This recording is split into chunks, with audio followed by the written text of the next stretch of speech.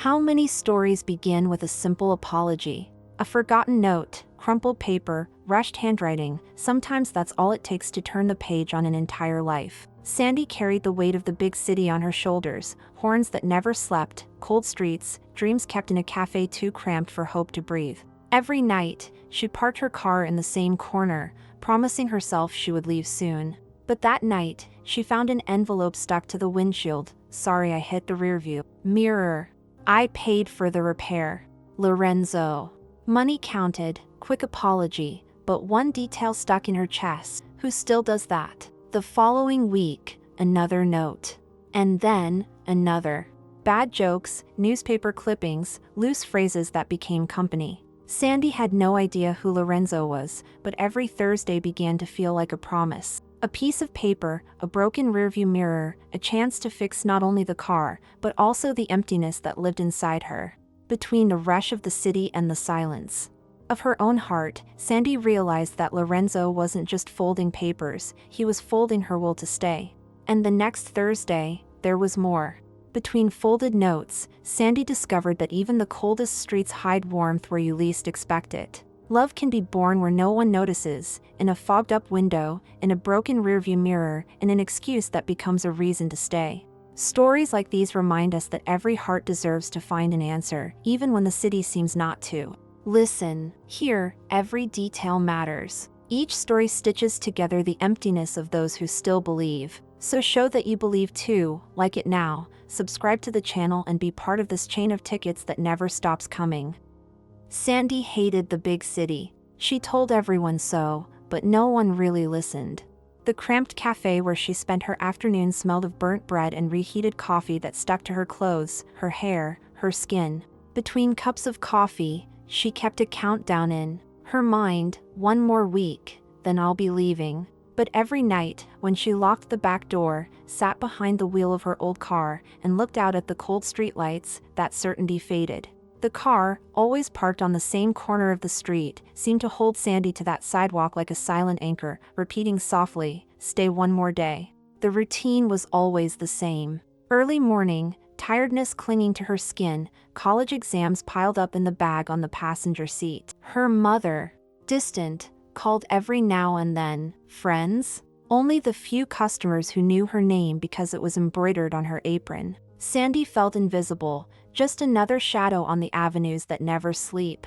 In the bus line, at the coffee shop counter, on the streets crowded with people in a hurry, it seemed like no one saw who she really was. And maybe that was why those folded pieces of paper stuck to the windshield began to mean so much.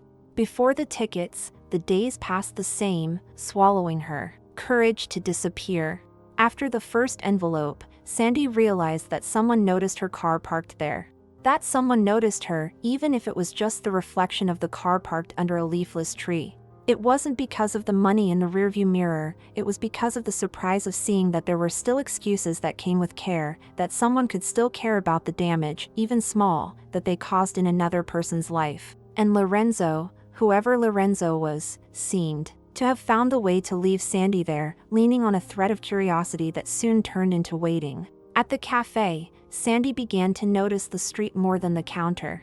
While she brewed her coffee, she looked out the window, trying to guess if Lorenzo was passing by, if he was sitting in a car on the corner, if he saw her when she arrived, when she left, when she turned on her headlights to go back to the house that wasn't a house, just a room that was too rented to call home.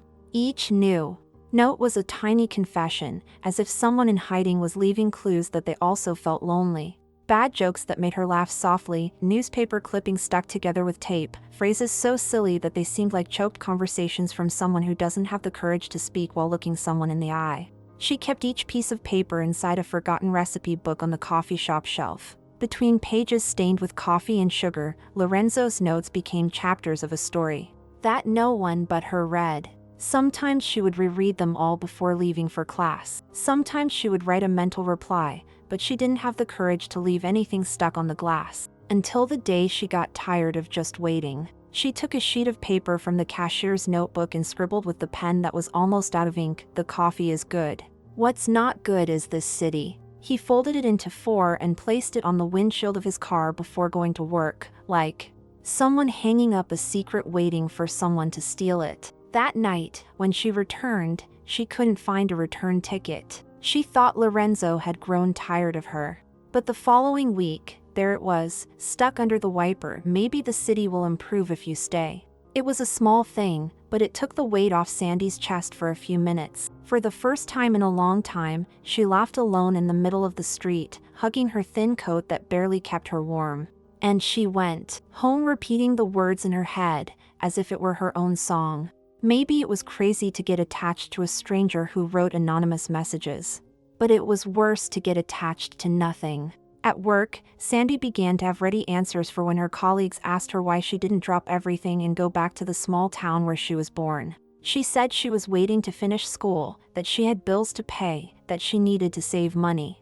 But deep down, she knew it was Lorenzo who was holding her bags in the closet. It was Lorenzo who was gluing new dreams to the fogged-up window of an old car. The worst thing about the big city was feeling invisible. But those notes proved that, to someone, Sandy was unmistakable. And that was enough to keep her there for another week, another month, another day. At the cafe, between one cup and another, Sandy would pick up her cell phone and look out the window, trying to catch a familiar face. Any man who stopped on the sidewalk became a suspect. Would it be Lorenzo? Sometimes I thought I was going crazy, imagining too many stories, placing expectations where there were none. But every Thursday, the folded paper was there, reminding me that the mystery still lived, that there was still a reason to open the car carefully, to have butterflies in my stomach before turning the key and turning on the headlights. The streets hadn't changed. The loneliness had. Because now, amidst the honking, the sirens, and the smell of smoke, Sandy had a secret stuck to the window. And each handwritten word made the city seem a little more bearable, as if, in the midst of so much rushing, there was still room for a love that began in silence. Note after note, Lorenzo entered through the window, through the door, into Sandy's thoughts. And if before she hated everything there, now she only hated the part of the day when there was no new paper waiting for her. Each letter was a seed. Each bad joke was a way of saying, "I'm here," and Sandy, even without an answer to give, began to understand that perhaps running away was no longer necessary. Maybe it was there, in that tiny cafe, on that ugly street, in that old car, that something new was waiting to be born. And the following Thursday, there was more waiting for her. That Thursday, the street was wet from a rain that didn't even wash the city properly. Sandy's car looked older than ever, parked under a tree that was dripping dead leaves onto the hood. The first note had already become a memory that she reread from time to time, tucked away in the bottom of her purse along with the change from her coffee. "Sorry for hitting the rearview mirror. I paid for the repair. Lorenzo." The money was counted, the writing was hurried, but the care was so rare that it made Sandy question whether it was real. Maybe it was just fate's way of saying that there were still people who stopped to repair damage, even the small ones, even the ones that no one saw. The following week, another piece of paper was stuck to the window, folded awkwardly but firmly enough not to blow away in the wind. It was just a silly question, "Is the coffee good?" And a joke drawn on the side, so bad that it made Sandy laugh alone in the middle of the street. Her heart, so used to waiting for nothing, began to wait for that piece of paper. She began to always park in the same place, as if she were arranging a silent meeting with someone she had never seen. And every Thursday, when work ended, her fingers would tremble slightly before pulling the windshield wiper. The messages changed tone. One day, a newspaper clipping about the weather, as if Lorenzo wanted to predict rain just to remind Sandy to bring an umbrella. Another day, a random phrase from a book, scribbled on the side of an old pamphlet. "Sometimes we find shelter where we least expect it." Sandy kept everything. Inside her backpack, between her college exams, inside her notebook of orders, even inside the pocket of her coffee-stained apron. It was strange how small words could take up so much space inside someone. The damaged rearview mirror didn't even matter anymore. What mattered was the new rearview mirror that Lorenzo was assembling inside her, a way to look back without so much weight. Sandy didn't answer. Not on paper, at least. But every Thursday she came back. Religiously. Even tired, even late, even when it rained or when the cafe closed too late. She made up excuses for herself. She needed to stop. At the pharmacy, she needed to fill up the car. She needed to go for a walk. But the truth was different. The truth was that the rearview mirror now showed more than just the street behind. It showed someone there, on the other side, even if invisible. It showed a reason for Sandy to stay. On one of these farms, Lorenzo left something different, a note taped to the window, so that the drizzle wouldn't escape. It said, "If you ever decide to leave, let me know. I don't want to look for your car on the empty street." Sandy read it, reread it, put it in her pocket, and spent the rest of the shift thinking about it. She thought about leaving many times, but that night, for the first time, she didn't like the idea. She didn't want the street to be empty. She didn't want Lorenzo to arrive and find nothing but a cold vacancy, no note, no answer, no clue as to where she had gone. And that's when he decided to take the first step. He took a random piece of paper from the coffee shop's order pad and wrote quickly, as if he was afraid of regretting it, "The coffee is good. What's not good is this city." She folded it and placed it on the windshield of her own car. That night, when she left, the note was no longer there. In its place, only a damp mark from the adhesive tape Lorenzo had used to keep the wind from blowing away what he had to say. Sandy smiled to herself, her hair dripping with the fine drizzle, feeling that for the first time in a long time someone was listening to what she had never had the courage to say out loud. The following days were different. The smell of burnt coffee seemed less suffocating. The noisy street seemed to have music hidden between the honking and the brakes. Sandy adjusted her apron more calmly, looked at her watch, waiting for the time to leave, as if she were going to find a secret outside. On Thursday, Lorenzo didn't fail. Another note, another folded sheet of paper, another detail that made the routine less heavy. This time, maybe the city will improve if you stay. That was it. And that was it. Because no one had ever told Sandy that. No one had ever given her a reason to stay other than bills to pay or a diploma to get. The following week, Sandy began to invent answers in her head. She wrote imaginary sentences while she made coffee, while she cleaned the table, while she counted coins at the cash register. She thought about asking for a sign, a face, a clue as to who Lorenzo was, but she was afraid of ruining everything. Maybe it was better this way: paper, ink, silence. No one expected anything more from anyone, just the words that arrived folded up. And that was enough. Every Thursday, Sandy became a different person. Her co-workers noticed, "It's different." She pretended not to understand. But it was the smile that escaped the corner of her mouth. It was the look that ran to the street. It was her heart that beat before pulling the paper stuck in the window. Each note was a lit match in a dark corner inside her. Small, but capable of lighting enough to keep her fear from growing too much. What Sandy didn't know was that Lorenzo was also afraid. Afraid of showing himself, afraid of ruining the charm that only exists when no one knows who is who. Maybe that's why he kept hiding behind words. Maybe that's why Sandy kept coming back. Because deep down, she was also afraid of the real face behind the pretty phrases, afraid of not liking it, afraid of not fitting in, afraid of it all ending before it even began. So it was easier this way: newspaper clippings, bad jokes, phrases whispered without a voice. One night, as she locked the door of the cafe, Sandy looked out at the empty street and felt something different. The car was there, parked in the same place, as always, but the window was clean. No paper, no message. Her heart skipped a beat. Is it over? He looked around, searched the floor, hurriedly opened the car door, rummaged through the seat, the glove compartment. Nothing. He sat behind the wheel, took a deep breath. Maybe that was it. Lorenzo had had enough, moved on, found someone braver. But then, on the passenger seat, folded under the seatbelt, was the note, "It's cold today. I hope you brought a coat." Sandy laughed to herself, leaned her forehead against the steering wheel, left the headlights on just to see the glass fog up slowly, as if it were a curtain protecting that little world of theirs. And the following Thursday, she would come back again. Without understanding, Sandy began to answer.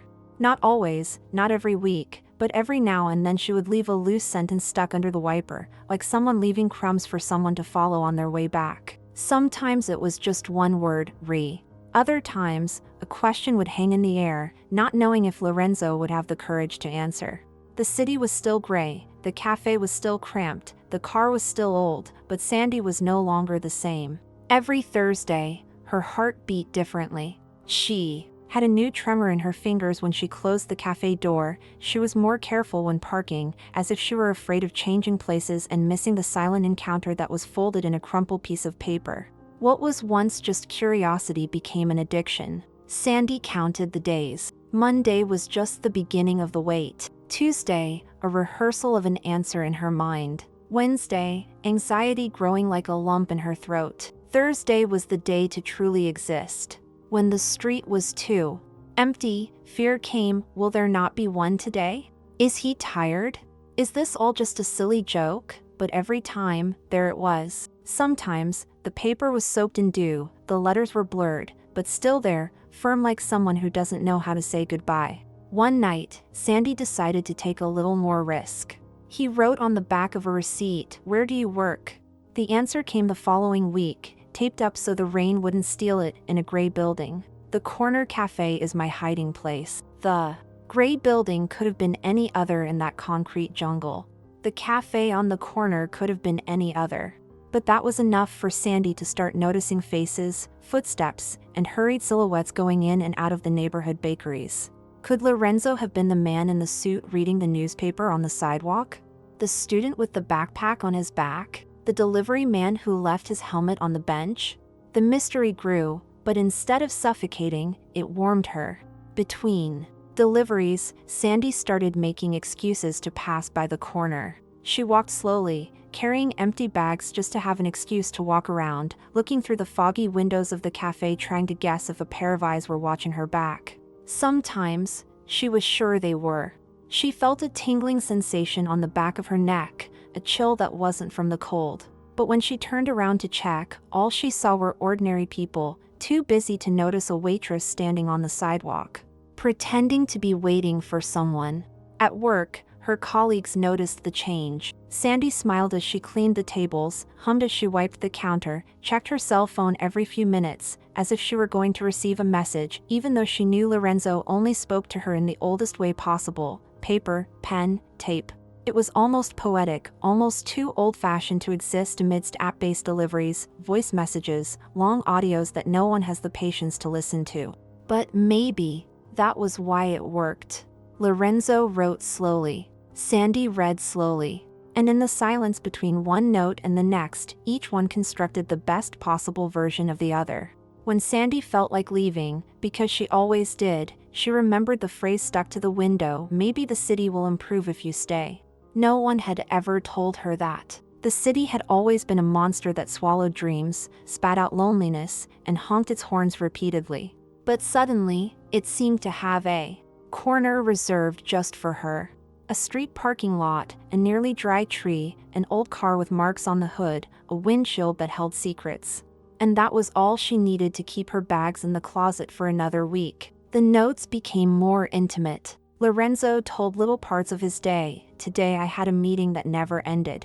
I kept looking at the clock, hoping it would be time to leave so I could see you, even though I didn't see you." Sandy read it in secret, leaning over the steering wheel, trying to imagine the face behind the words. Sometimes she scribbled back, "My boss is unbearable today. I need a bad joke."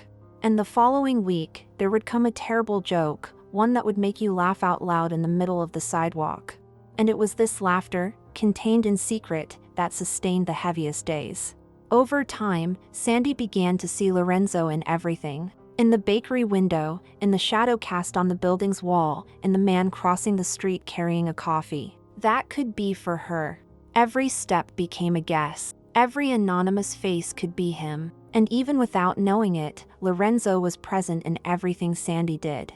She began to prepare 2 cups of coffee at home, one to drink, the other to imagine he would drink too.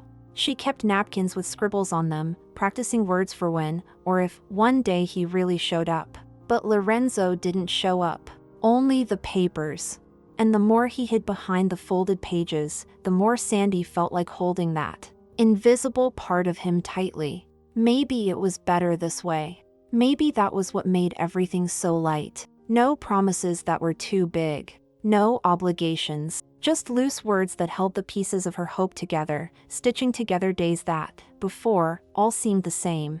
Deep down, Sandy was afraid that everything would end the same way it had started, without warning. One day, she might park her car and find nothing left. No tape, no notes, no bad jokes. The street would go back to being just a street. The car would go back to being just a car. And she would go back to being just Sandy, the waitress no one sees, who clears tables and carries trays, who walks home alone with the smell of cold coffee stuck to her uniform. So every Thursday was a small victory. Each folded piece of paper was a sign that Lorenzo was still there, that he was still worth staying. And every week, Sandy promised herself that if he stopped, then she would leave for good. But until then, she stayed. Because every farm was also a chance to start over. That Thursday, the city seemed even grayer than usual. The rain started out gentle, a drizzle that dampened Sandy's hair as she closed the cash register at the cafe. But it soon turned into a downpour that washed the sidewalk, dragged candy wrappers along the gutter, and soaked dreams that almost ran away with it. Sandy adjusted her apron on the hanger and put on her coat, which was too thin to keep out the damp cold that clung to her skin. Each step to the car was a ritual. Her heart was beating faster than it should have for someone who was just leaving. But it was Thursday. And Thursday held promise, even if no one had said it out loud. The street was empty, soaked, the puddles reflecting the streetlights that were blinking in no hurry to go out. From afar, Sandy saw the shape of her car parked in the same place, faithful as an old dog that never abandons its owner. The window was already fogged up, the drops running down the bodywork, dripping onto the ground as if marking the path back home. But what made Sandy's chest race wasn't the car, it was the detail leaning against the hood, an old, crooked, black umbrella. And, stuck under the wiper, another envelope. Only this one wasn't like the others. It wasn't a bad joke, nor a newspaper clipping. It wasn't just a loose phrase. It was an invitation. Sandy took a deep breath, ignoring the cold wind that was sticking her wet hair to her forehead. She pulled the paper slowly, almost afraid of tearing it. The words were there, written in the same hurried handwriting, but firmer, like someone who finally has the courage to say what they want. Do you want to know who I am? Turn left at the bakery. I'm inside. With a hot coffee for both of us. That was it. And that was it. Her heart beat so hard that Sandy had to lean her back against the car door to keep from falling. For a second, everything she had invented about Lorenzo seemed to mix with the smell of rain, the sound of the tires slowly passing on the wet street, the heat rising from her hands holding the note. The big city, so cold, so hurried, seemed to hold its breath along with Sandy. There, under that tree dripping water onto the hood, she understood that all those Thursdays, all those folded pages, all the unanswered questions were pushing her towards this moment. Turn left at the bakery. So simple, so scary. Because turning the corner meant giving up the mystery, it meant giving a face to what, until then, had been just words. It meant taking a risk. It meant finding out if Lorenzo really existed or if he was better as an imagination. And Sandy was afraid. Afraid of taking 2 steps and finding nothing. Afraid of taking 2 steps and finding everything. She looked at the umbrella leaning against the hood and took it as if accepting a gift she hadn't asked for. He opened it slowly, and she felt the old shaft snap into place. Inside, her stomach churned, her mind repeated the invitation. Like a mantra, I'm inside. With a hot coffee for both of us. A hot coffee. The same coffee she served every day, to unfamiliar faces, without ever receiving a cup just for herself. Now she had it. Now it was hers. It was hers. And it was his too. Sandy took a deep breath, gripped the umbrella handle tightly, adjusted her wet coat on her shoulders and took the first step. With each step, her heart beat with a good fear, a courage that scraped her throat, mixed with the desire to laugh alone, to cry nervously, to run back to the car. But she didn't go back. Her wet shoes made noise on the sidewalk, the cold wind passed through the thin fabric, but Sandy didn't even feel it. Images mixed together in her head. Was Lorenzo tall? Did he wear a suit? Was he younger, older, so ordinary that he would go unnoticed? Was he already sitting inside, looking through the window, watching her approach without knowing it was her? Fear mixed with the desire to find out. The rain ran down her back, the umbrella trembled in the wind, but her hand didn't let go. She reached the corner. The bakery was small, lit from within, the windows fogged up by the steam from the oven. Inside, a few tables were occupied, people were hiding from the rain, talking quietly about bills, shopping, problems that weren't theirs. But that night, everything seemed like hers. Sandy stood in the doorway for a few seconds. The bell hanging above the frame swayed, as if inviting her to push the door open. Through the glass, she looked for a face that was different, that she knew even though she had never seen it. And then she saw it. A man sitting near the window, 2 steaming cups on the table, his hands holding a mug that hadn't been drunk yet. He was looking at the door. He didn't look away. He seemed to be waiting for her. Sandy felt her legs almost give out. It was Lorenzo. It had to be. The man was ordinary, so ordinary that Sandy almost laughed. There was nothing extraordinary about him, a scraggly beard, slightly messy hair, a wrinkled shirt. But the way he looked at her, the way he smiled, it was as if each word in the notes had gained a voice. She clutched the umbrella in her hand, took a deep breath and pushed open the door. The heat from the oven hit her cold face. The smell of warm bread mixed with the smell of rain stuck to her coat. Lorenzo stood up slowly, as if he didn't want to disturb the dream that had just taken shape. No one in there paid attention to the two of them. Only they knew what they were going through. Sandy stopped in front of the table, looked at the 2 cups and then looked at him. Lorenzo smiled, half awkwardly, half relieved. He pointed to the chair with a shy gesture, as if asking permission to truly exist.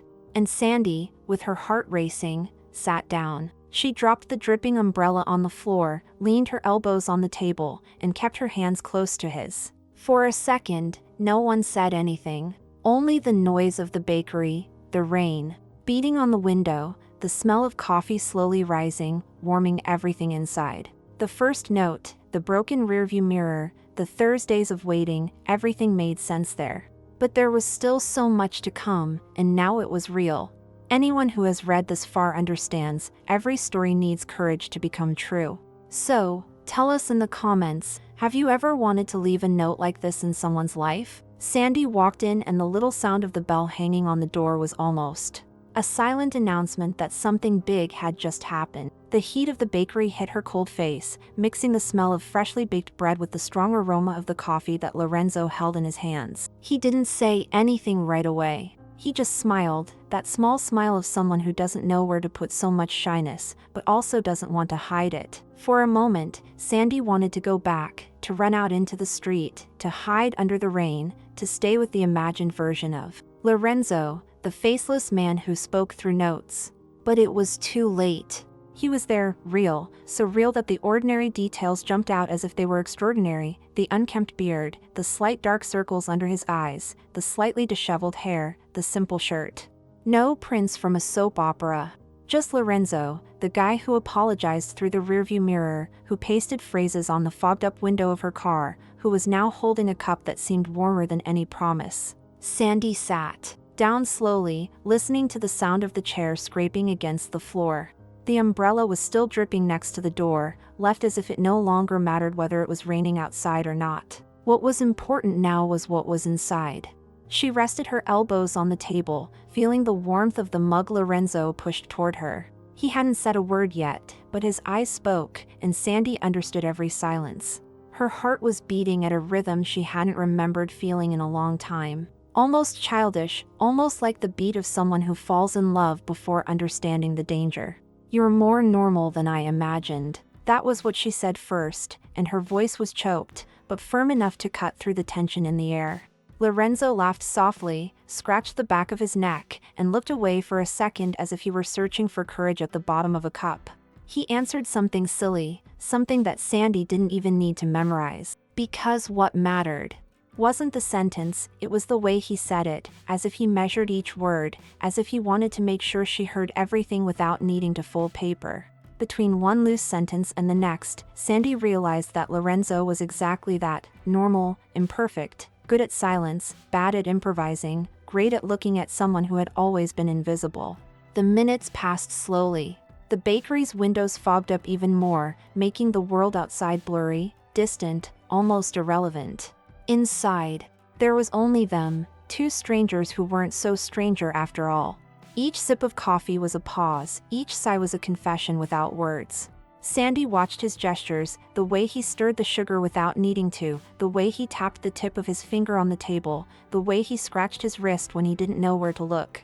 And suddenly, every detail made sense. Lorenzo didn't need to be too handsome, too strong, too mysterious. He was just a man who knew how to say sorry when no one else did, who knew how to make bad jokes when no one else cared about getting a smile out of her, who knew how to stay out of sight until he was sure Sandy would stay out too. For a moment, she imagined herself telling someone about it, explaining how it all started, how it all became bigger than a crumpled note. But I knew no one would understand. Because those who haven't lived a story like that don't understand that love sometimes comes wrapped in fear, in hesitation, in fragile paper, stuck to a fogged-up window. They don't understand that sometimes what keeps someone in a big city is not work, nor money, nor an address. It's a handwritten phrase. It's being careful not to let the paper blow away in the wind. It's the "let me know if you're leaving" that sticks to your chest like someone holding onto luggage that no one sees. Lorenzo talked about how difficult it was to find the right moment. He said that he thought about stopping several times, that he was afraid that Sandy would laugh at him, that he would never come back. He confessed that every Thursday was his too, that each note was more than ink and paper. It was a reminder that there was still room for someone to pay attention. And Sandy listened to everything in silence, her fingers warmed by the mug, her heart melting along with the steam that rose and fogged up the glasses of a man sitting at the next table. No one else seemed to understand what was happening there. And it was better that way. The story was theirs. It always had been. With each sentence, with each shy laugh, Sandy saw the streets outside lose their weight. The sound of the rain turned into music. The cold at the door now had a hug waiting. She didn't need anything else to understand that sometimes love arrives quietly. It doesn't make the sound of bells or expensive flowers. It arrives in a folded sentence, in a crooked letter, on a wet sheet of paper that resists the wind just so it can't stop saying, "Stay a little longer. Stay." Because there's someone here who notices the color of your car, who notices the broken rearview mirror, who imagines the sound of your footsteps on the sidewalk every time you write "See you Thursday." When Sandy looked at her watch, she realized that time outside had become a detail. It was as if every minute inside that bakery was a separate section of the real world. As if there was no rush for anything, and, at the same time, as if every second was too urgent to waste. Lorenzo gathered up his courage and held her fingertips, slowly, as if asking without speaking, "All good?" And Sandy, who had wanted to run away for so long, who had dreamed of disappearing for so many nights, felt that staying was much braver. On the table, the 2 cups were no longer steaming like before. But the heat was now coming from somewhere else. And without knowing it, they began to draw a new Thursday. And another one after that. And another one after all the others. And there was still more history to come. Sandy sat there, facing Lorenzo, feeling the warmth of his hands mix with hers, as if he held not only her fingers, but everything she didn't have the courage to show. Outside, the rain insisted on washing the street, but it seemed that not a single drop could penetrate the bakery's window. That foggy glass was now just another layer between them and the rest of the world. Inside, it was warm, it was safe, it was a shared secret that no one could steal. The words between them came and went as if they continued the same dance that began on the car's windshield. A note extended now in a low voice, without tape, without a pen, but still filled with everything that mattered.